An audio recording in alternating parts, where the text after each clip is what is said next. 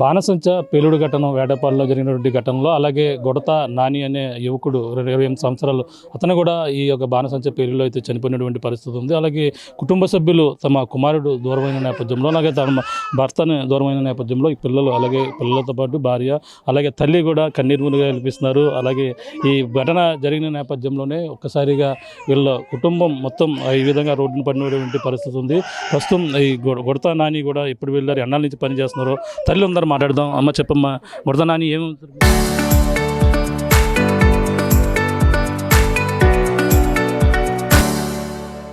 మా అబ్బాయినండి. ఏం జరిగింది?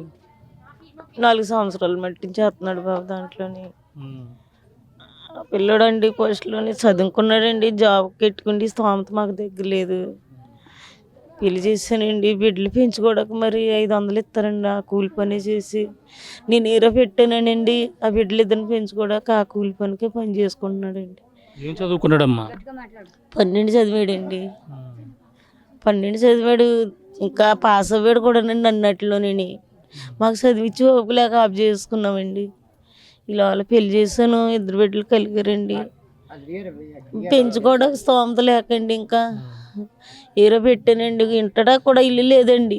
ఇగోండి చిన్న ఇంట్లోనే అండి. మరి బయటికి వెళ్ళిపోతే పిల్లలతో ఎలా బతుకుతాడండి? నాకు భయం వేసి నా ఇంట్లోనే పెట్టుకున్నానండి. మళ్ళీ నీరు పెట్టుకున్నాను.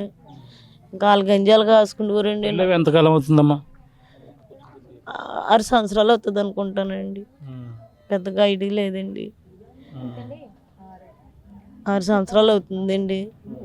అంటే ఇప్పుడు మీ నాని పైన కుటుంబం అంతా ఆధారపడి ఉన్నదంటారు. అవునండి. ఇంకేం చెప్తామండి? 500 కూలి పని తెచ్చుకున్నాడండి, పెంచుకుంటూ పోడండి. మా చిన్న అబ్బాయి అండి. నాకు 2 కొడుకులండి. నాకు ఉంటా కూడా ఇల్లు లేదండి. గవర్నమెంట్ ద్వారా స్థలం కానీ ఇల్లు కానీ లేదండి. నేను అప్పు చేసే కట్టుకున్నానండి ఇల్లు. నాకు ఇల్లు లేకపోతేని నాకు గవర్నమెంట్ సాయం కూడా ఏది లేదండి. అయినా గొప్పన కష్టపడే బతికి అప్పులు తీసుకుంటున్నాం. బాగా పేదరికమైన జీవితం అండి మాది. కష్టపడితే కానీ మా ఇంట్లో కొండెక్కలేని జీవితం అండి మాది. అలాంటిది రాకపోరు నా కొడుకు మమ్మల్ని వదిలేసి వెళ్ళిపోయాడండి. నా కాళ్ళకి మరి నా బిడ్డలకి ఈ బిడ్డలకి మరి గవర్నమెంట్ సాయం చేస్తానన్నారండి.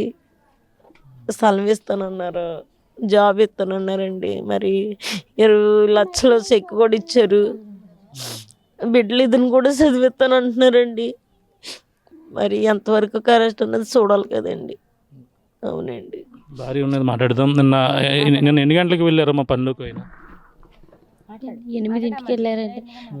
మధ్యాహ్నం 12:30కు భోజనం చేయడానికి వస్తారండి. అలాగే వచ్చారండి. వచ్చి భోజనం చేసి 2ంటికి వెళ్తారండి. కానీ నిన్న మాత్రం 1:30కే వెళ్ళిపోయారండి. 1:30కి వెళ్ళిపోయిన తర్వాత 2ంటికి ఫైర్ అండి. తర్వాత ఏమైందో కూడా ఎవరికి తెలియదు. ఎప్పుడు తెలిసిందా మీకు బాణస అక్కడ పేలుడు జరిగిందని? ఎప్పుడు తెలిసింది? ఎలా తెలిసింది? 2020కే తెలిసిందండి. పెద్ద బ్లాస్ట్ అయిపోయిందండి.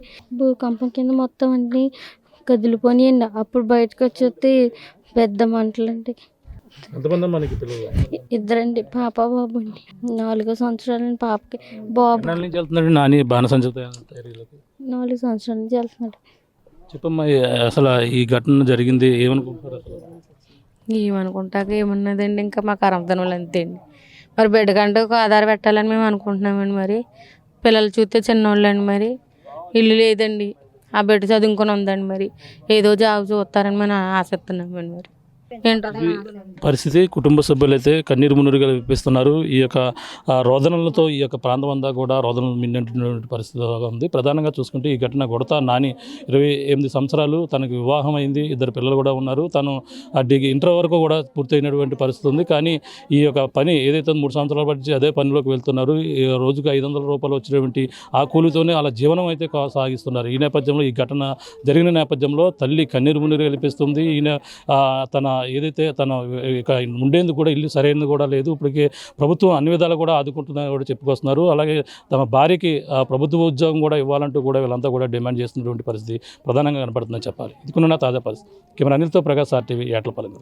Local to global news at your fingertips. మీ చేతిలో ఒక ఆయుధం. డౌన్లోడ్ రా TV app. media legend Ravi Prakash is back.